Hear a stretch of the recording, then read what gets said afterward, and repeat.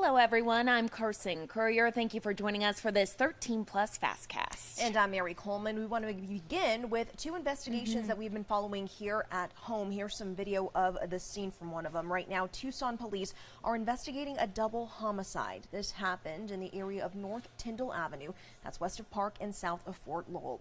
Police responded to a shooting call there around 11 o'clock last night. They say 2 people were pronounced dead at the scene, and 2 people of interest were also detained.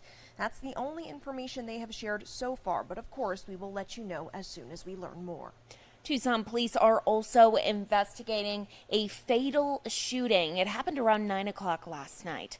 This was on North Haskell Drive near Grant and Alvernon. You're taking a look at scene video from that shooting. Police say an adult male was pronounced dead on scene. A person of interest was also detained in this case. Of course, we'll keep you updated on this investigation as well. And right now, Northwest Fire and the Tucson Fire Department are investigating a residential fire that happened this morning. This was near West Curtis Road and Jade. The Pima County Sheriff's Department also responded. Now we are waiting for an update here as well as to what may have caused that fire. If you have our 13 News app, you were the first to know about these stories this morning, so make sure to download the app so you know the second that we get any updates in. And keeping an eye on Israel this afternoon, we want to now transfer into that evolving situation that's happening in the Middle East. Take a look at some of this video here. As the war rages on, the first emergency flights to get Americans out of Israel, those happen today. The White House says the flight will take Americans to a country in Europe, but would not say where. Now, the White House says additional flights will be done as long as necessary.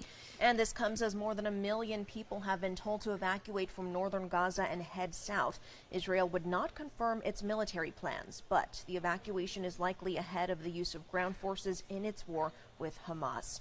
Now, Israeli Prime Minister Benjamin Netanyahu said today it is only the beginning of the campaign to retaliate against Hamas. More than 3,000 people have been killed on both sides so far, including 1,300 in the initial attack. U.S. Secretary of State Antony Blinken talked about the situation from Qatar. We mourn the loss of every innocent life, Israeli, Palestinian, Jew, Christian, Muslim, as well as civilians of every faith and every nationality who've been killed. Let's not lose sight of why this is happening. Israel is conducting operations in Gaza because Hamas carried out terrorist attacks that killed, in the most horrific ways, 1,300 of its people. Hamas terrorists slaughtered, raped, mutilated, tortured, burned innocent civilians, from babies to the elderly, men, women, boys, and girls. Now, efforts to get humanitarian aid into Gaza are complicated by the fact that Hamas continues to use innocent civilians as human shields and is reportedly blocking roads to prevent Palestinians from moving to southern Gaza.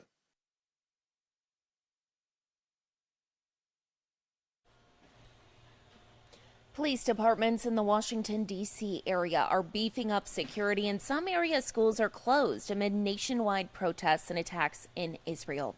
Police announced plans to increase police presence around the city, county, and places of worship in response to the Israeli-Palestinian conflict. Jewish day schools nationwide are also addressing concerns of violence with heightened security measures. Charles E. Smith Jewish Day School, that's in Rockville, Maryland, canceled classes today after the Israeli embassy alerted the community to potential violence there, though there were no direct threats to the school. Some schools opted not to close, but of course increased security.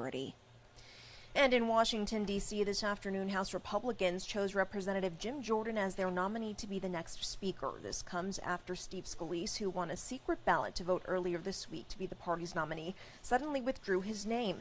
Jordan's front-runner status guarantees nothing, as he can lose no more than 4 Republican votes to reach 217 if all Democrats vote against him as well. And also today, Representative Austin Scott of Georgia announced his intention to run for speaker.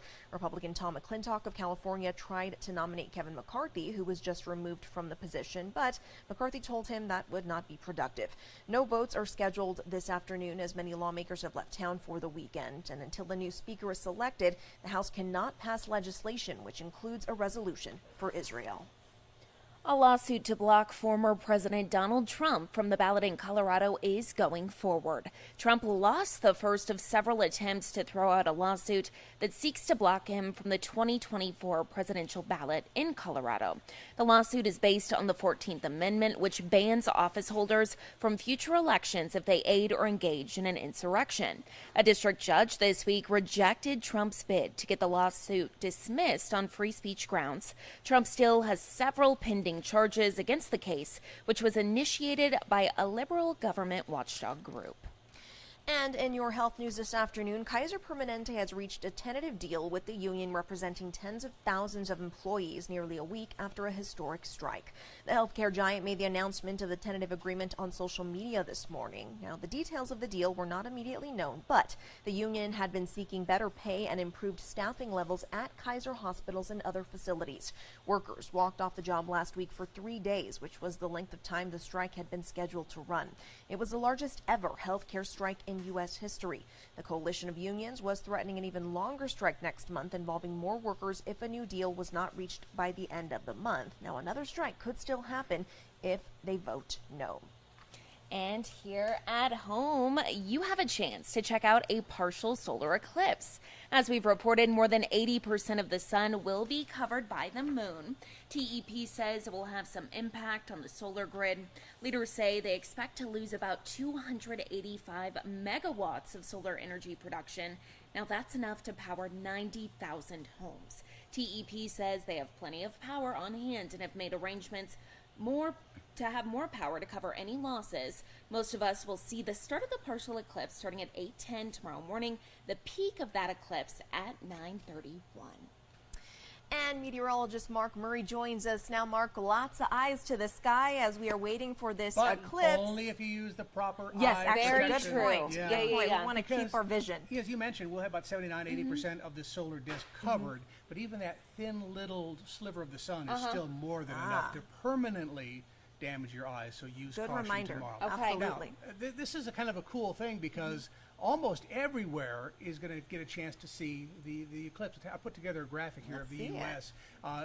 49 out of the 50 states will get to see at least some of the eclipse. Everybody except Hawaii. They're going to be left out on this one here. But this is going to, as Carson, as you mentioned, this will start happening tomorrow morning shortly after 8 a.m. In fact, we put together a little bit of a timeline.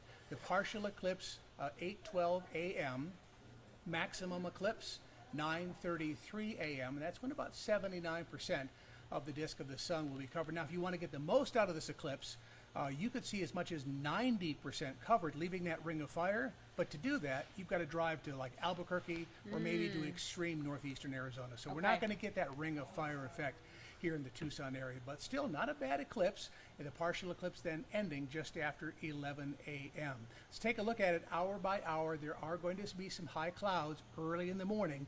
Thinking is now that they should thin out enough for us to enjoy the maximum eclipse, again about 9:30 tomorrow morning, and then the clouds do clear away by afternoon. 7-day forecast, clouds first thing in the morning, clearing out in the afternoon, and then thought we were done with summer? Oh, Think again. goodness. 97 degrees on Sunday, only 2 degrees shy of our record. And on Monday, the high 99. Could we hit 100? Maybe. I was hoping we were done with that, but we've got one more stretch of this ahead, and then things will start to cool off next week. So enjoy the eclipse tomorrow, but again, use caution and be very, very safe. Okay. Right. Thank you, Mark. Everything you need Good to to know know. about it. Thank you so much, Mark. Well, we will leave you with a live look right outside. Look, it looks pretty good to me, It Carson. does. What do you think? You can Yeah, start to see some of yeah. those high clouds starting to move in, though. That's what we'll see overnight tonight. Okay. Looking forward to it, Mark, and thank you so much for joining us. Thank you all for joining us. Tune in at 7:30 for more